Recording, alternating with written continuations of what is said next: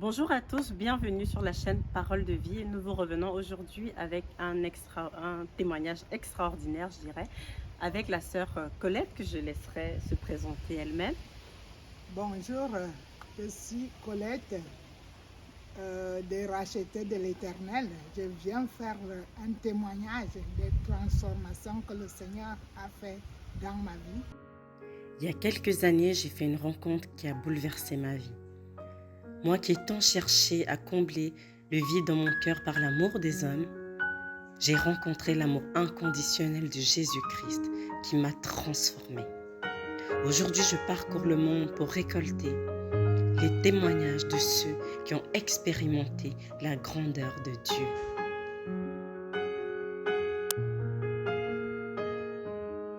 Les transformations que le Seigneur a fait dans ma vie sont énormes, c'est pour ça que je voulais les témoigner. J'allais à l'église catholique. Je suis née très catholique déjà. Mes parents étaient tous les deux catholiques. Et j'allais à l'église sans même savoir comment on lit la Bible. La Bible, je ne savais pas. Je ne savais quand si on me parle d'un verset, je dis c'est quoi le verset? On dit verset biblique, c'est quoi verset biblique? Donc pour moi c'était un langage que je ne comprenais pas.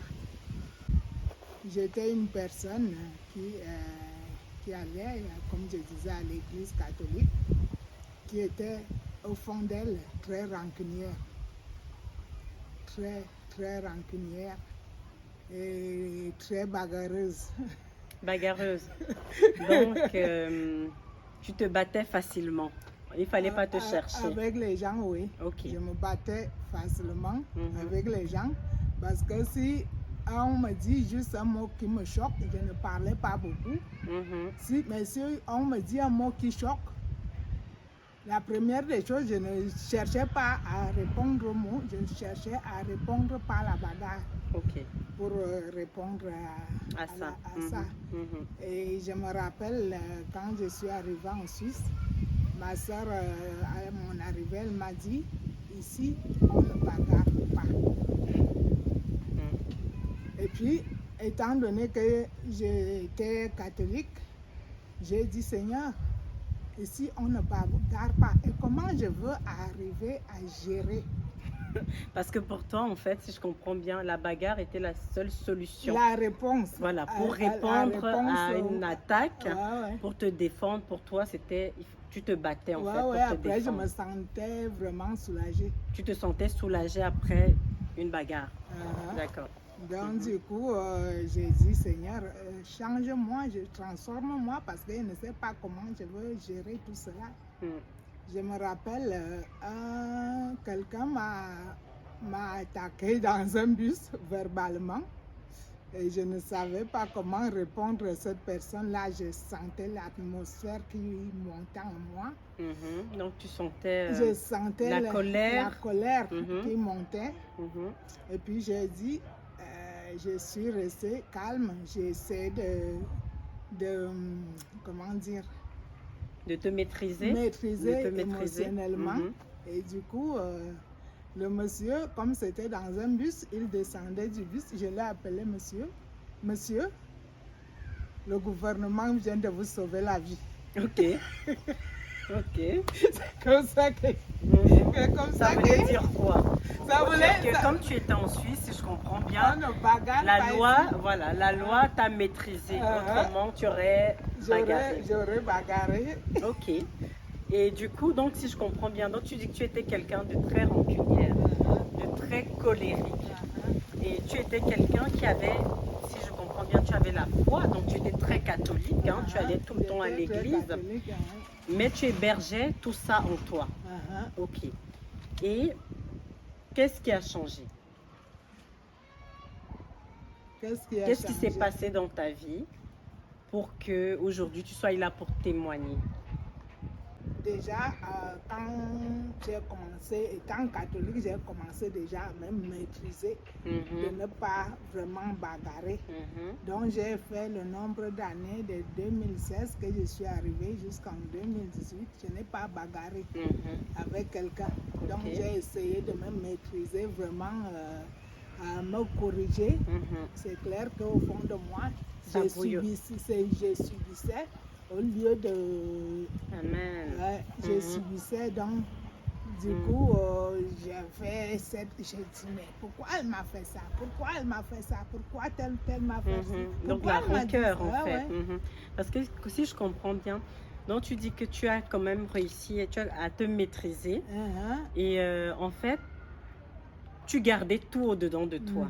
Donc Mhm. c'était de l'extérieur tu Mhm. arrivais à te maîtriser, Uh-huh. mais au-dedans de toi Au-dedans de ça moi, bouillonnait ça encore. bouillonnait, ouais. Ok, d'accord. Mais ce qui a fait le changement maintenant de la personne que je suis devenue, c'est au moment que j'ai rencontré le Seigneur. C'est là où vraiment que j'ai senti le changement, un grand changement.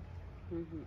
Et tu dis que tu as rencontré le Seigneur pour qu'on puisse bien comprendre comment tu as rencontré le Seigneur. J'ai rencontré le Seigneur à la gare. Ça va étonner les gens Mhm. qui vont me poser la question comment le Seigneur est allé à la gare. Mhm. Moi, j'ai rencontré le Seigneur à la gare de Lausanne. Mhm. Comment je dis que j'ai rencontré le Seigneur? Parce que c'est une personne qui m'a marqué, que le Seigneur avait transformé. D'accord. Et moi, j'ai rencontré cette personne qui m'a parlé du Seigneur. Ok. On peut connaître le nom de cette personne? Christine, sœur Christine. Ok. Donc, qui est la conductrice de l'église des Rachetés. Ouais. Ok. Mhm. Et puis, moi, quand je suis rentrée à la maison, je suis entrée en moi-même. Je me suis levée, j'ai dit, Seigneur, si tu as transformé cette dame comme elle est transformée, transforme-moi aussi. Wow. Ok. Et ça, c'est un témoignage, même à ma famille, je les ai déjà dit pourquoi j'ai pris cette décision. Donc, en gros, tu as vu Dieu à travers une personne. C'est très important que tu dises ça parce que, effectivement, beaucoup de personnes passent à côté de Dieu tous les jours dans leur vie parce qu'ils attendent parfois qu'il descende avec des ailes. Mais Dieu a toujours marché avec des personnes. Okay. Mais c'est à travers les personnes qu'on rencontre Dieu. Amen. C'est à travers des personnes parce que si moi je n'avais pas vu Dieu en elle, je n'allais pas suivre. Ok. Parce qu'au-dedans de toi, tu as été convaincu que là, j'ai rencontré le Seigneur. Oui. Parce que ça, on voit même un exemple de ça dans la parole de Dieu, de ces disciples qui allaient sur le chemin d'Emmaüs. Ils rencontrent quelqu'un, ils disent que au-dedans, parce que finalement, ils se rendent compte que la personne qui marchait avec eux, c'était Jésus. Mais ils ne l'ont pas reconnu, mais ils disent qu'au-dedans d'eux, ils ont ressenti quelque chose. Donc, plusieurs fois, nous passons à côté de Dieu parce que nous nous arrêtons aux apparences. Okay. Et après ta rencontre avec le Seigneur, comment les choses ont suivi après tout ça? Les choses, après la rencontre avec le Seigneur, j'ai commencé, comme je disais, j'étais catholique. Donc, là où le Seigneur m'avait conduit vers la sœur Christine, j'allais pour prier le vendredi. Et le dimanche, je me retrouvais chez les catholiques. D'accord. Tous les dimanches, j'allais vers les catholiques. Et j'étais partagée le vendredi à la prière chez les rachetés et le dimanche à l'église catholique. D'accord. Et puis, un dimanche, je me rappelle de ce dimanche, c'était le deuxième dimanche, le premier dimanche de décembre. Décembre 2019. Je suis allée à l'église. Je suis rentrée à la maison. Des fois, quand je rentrais à l'église, j'essayais de revoir ce que le prêtre avait dit, qu'est-ce qu'on a eu comme message aujourd'hui. Mais le dimanche là, je suis rentrée bredouille. Ok.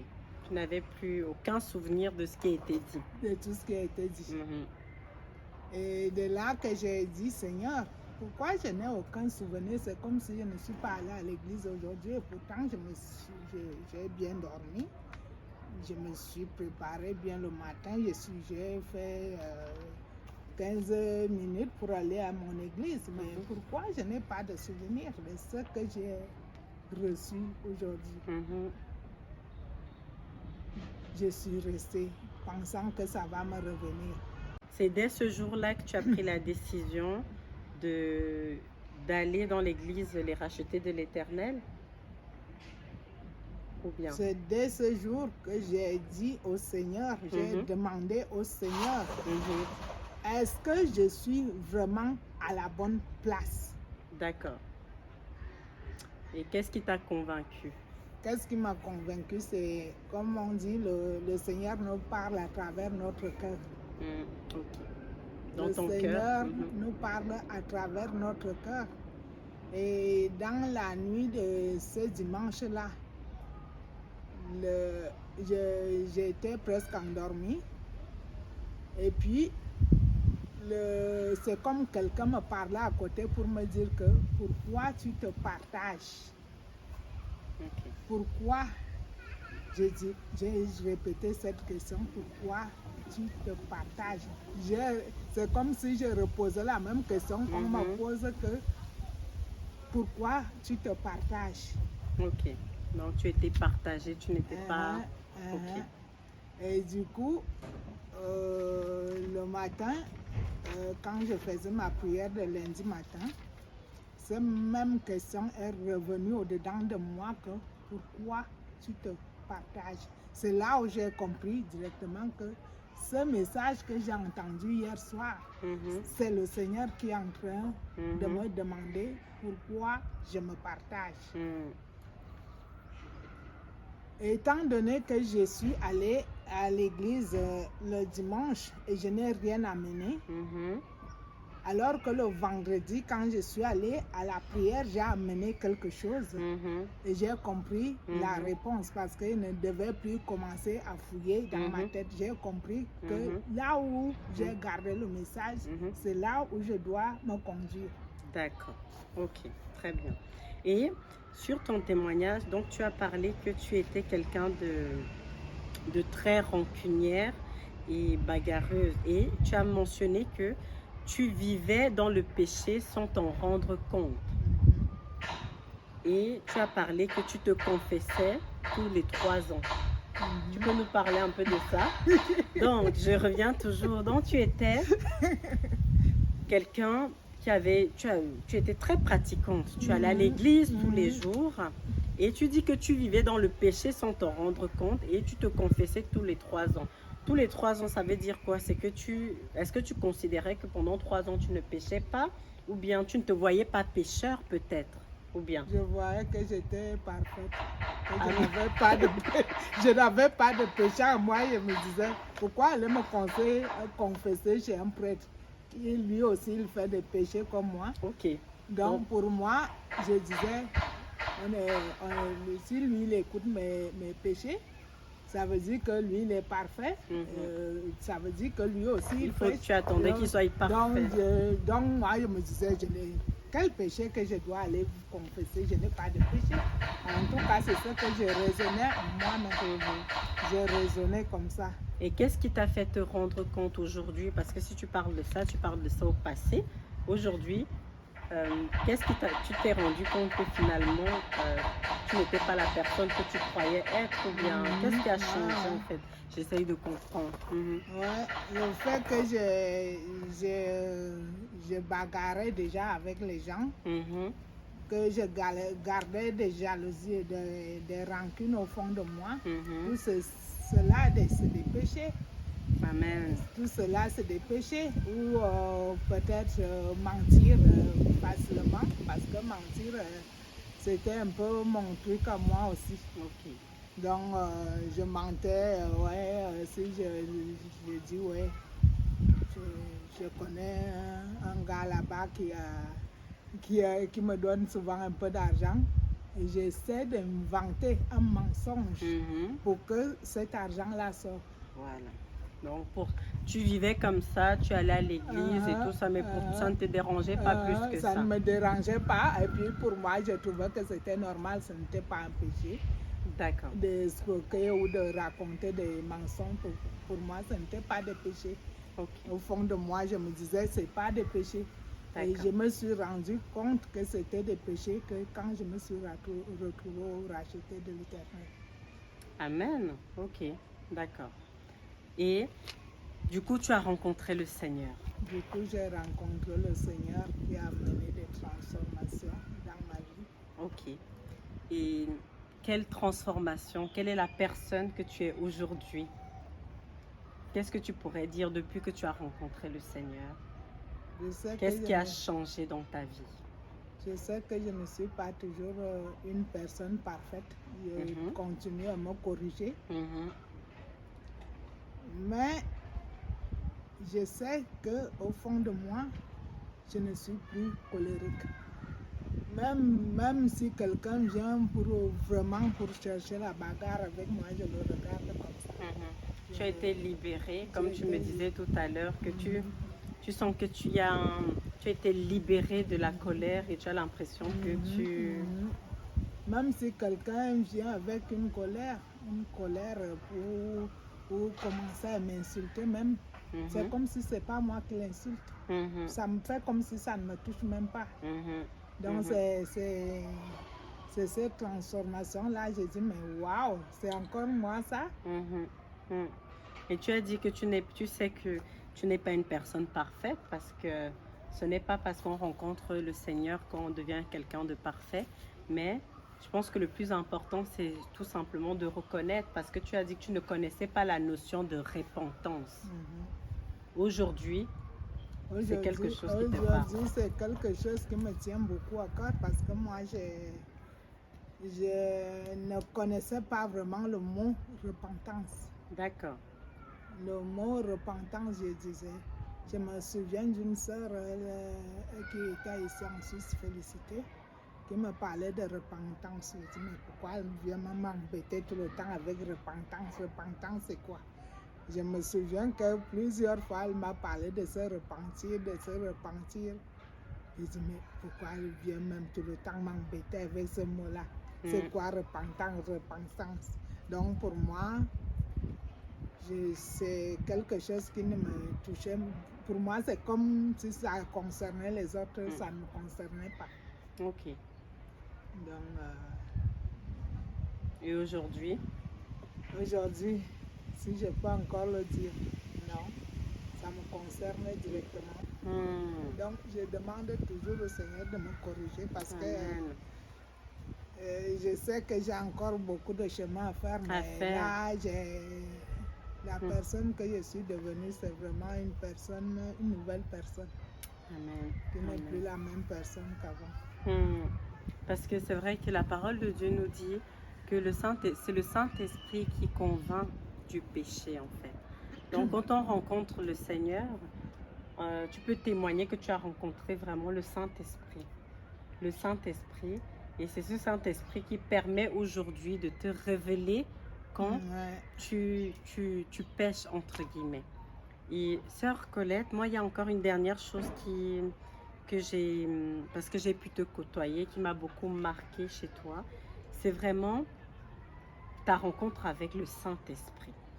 Parce que, en discutant, parce que j'ai déjà discuté avec la sœur, tu m'as fait comprendre qu'est-ce que tu pensais de toutes ces manifestations du Saint-Esprit que nous parle la Bible. Parce que la parole de Dieu nous dit que le Saint-Esprit, que quand les disciples étaient réunis, le Saint-Esprit survenant sur eux, il se mit à parler d'autres langues. Et le Seigneur nous dit aussi que voici les miracles qui vont accompagner ceux qui auront cru. En mon nom, ils parleront de nouvelles langues, ils poseront des mains sur les malades seront guéris, etc. C'est des choses qui sont écrites. Et il me semble que ce sont des choses que tu avais déjà vues et que tu as méprisées. C'est vrai? Je demande pardon au Saint-Esprit. Je demande pardon au Saint-Esprit, parce que moi, j'étais une personne. Je me rappelle une copine, je suis allée passer les fêtes de fin d'année avec une copine en Allemagne.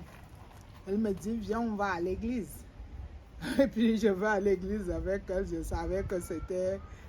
elle me dit, je savais qu'elle était dans une église de réveil évangélique. Mais je n'avais aucune idée de ce que le mot réveil veut dire.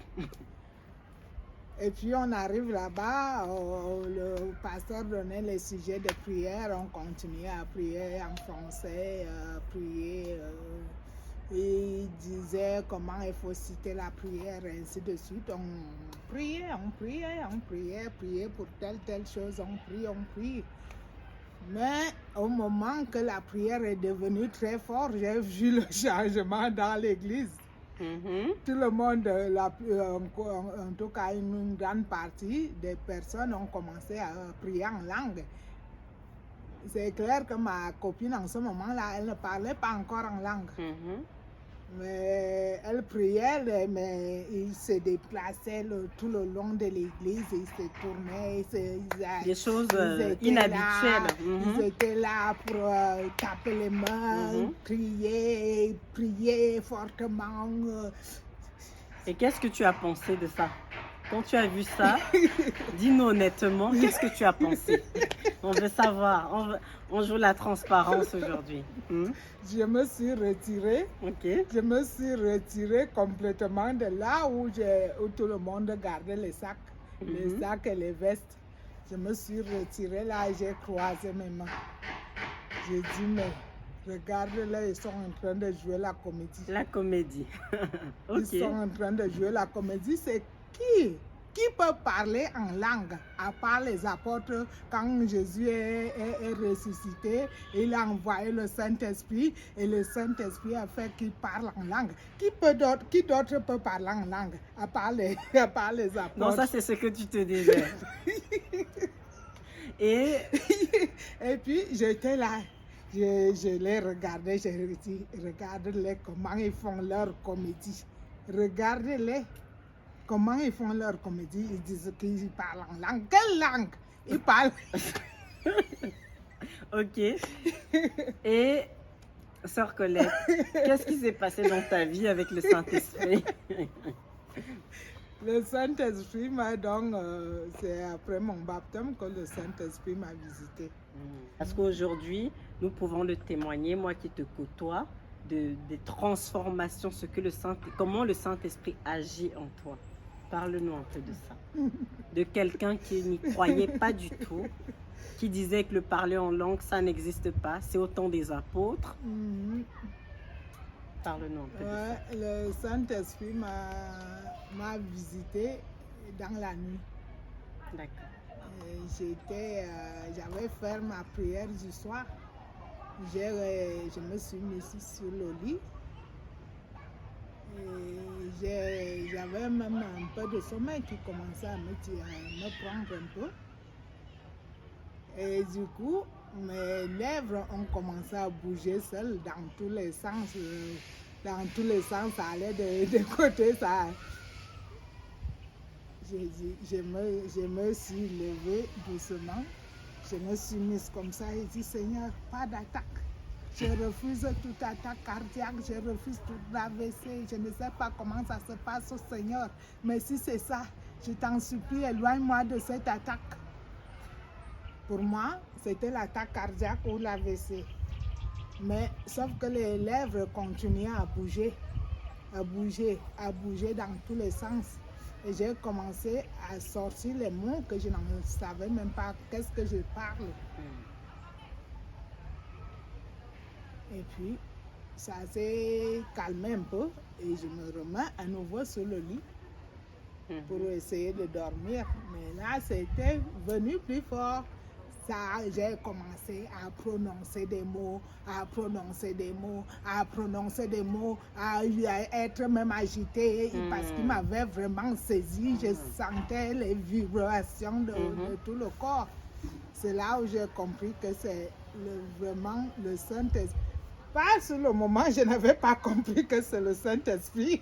Mais comme la sœur Christine nous disait une fois que si l'Esprit, pour discerner l'Esprit de Dieu et le mauvais esprit, répéter plusieurs fois Jésus, Jésus, Jésus. Et j'ai commencé à dire Jésus, Jésus, Jésus, Jésus, Jésus, Jésus. Et plus je disais Jésus, plus le Saint-Esprit, lui, voulait parler à haute voix pour me faire comprendre que ça que c'est lui. s'intensifiait en fait. Ok. Aujourd'hui, c'est quelque chose que tu es à l'aise avec le parler en langue aujourd'hui. Et j'adore. Et tu adores. Alléluia. Parce que c'est vrai que le parler en langue est une puissance pour le croyant. C'est vraiment, c'est que l'intelligence, comme la parole de Dieu nous dit, l'intelligence est stérile, mais c'est l'Esprit de Dieu qui parle. Ça veut dire que lui, il va intercéder, il va dire des choses, des vérités que toi-même, tu n'as même pas, conscience. Ah oui, ça c'est sûr. Gloire à Dieu. Et pour terminer, j'aimerais que tu me dises comment tu te sens aujourd'hui. Qu'est-ce que tu pourrais dire à quelqu'un qui nous regarde aujourd'hui par rapport à ton expérience avec le Seigneur? Qu'est-ce que tu pourrais dire à quelqu'un aujourd'hui? Moi, le message que je veux donner à quelqu'un aujourd'hui, c'est de ne pas rester incrédule. Parce que moi, j'ai vraiment vu mon incrédulité, vraiment que j'étais très incrédule au début. Quand j'étais la personne d'avant. Je ne peux plus dire que maintenant je suis toujours incrédule parce que et surtout ne pas mépriser le Saint-Esprit comme je l'ai fait. Parce que moi, il existe. Amen. Le Seigneur existe vraiment. Amen. Et il est vraiment vivant. Parce que quand on me disait le Seigneur est vivant, j'ai dit, mais comment on dit qu'on l'a crucifié, il est mort, et pourquoi il est encore vivant? Donc pour moi, j'ai dit, il est mort, il est ressuscité. Ils disent qu'il est ressuscité, il est vivant. Je ne comprenais pas. Il est où? Donc, là, c'est le côté incrédule que j'étais, le côté incrédule que j'étais. C'est pour ça que j'envoie le message à quelqu'un aujourd'hui que de changer de vie. Il y a une meilleure vie quand on rencontre le Seigneur. Amen. On n'a pas de vie sans Seigneur. Ça n'existe pas. Même si on est milliardaire ou on est millionnaire, l'argent ne fait pas, n'arrive même pas à la cheville de Jésus-Christ. Le message que je veux donner à quelqu'un, c'est vraiment donner sa vie au Seigneur, vraiment. Parce que c'est, comme je vois avec, s'il a fait pour moi cette transformation qu'il a fait pour moi, s'il m'a fait la personne que je suis devenue, c'est parce que j'ai cru en lui. Amen.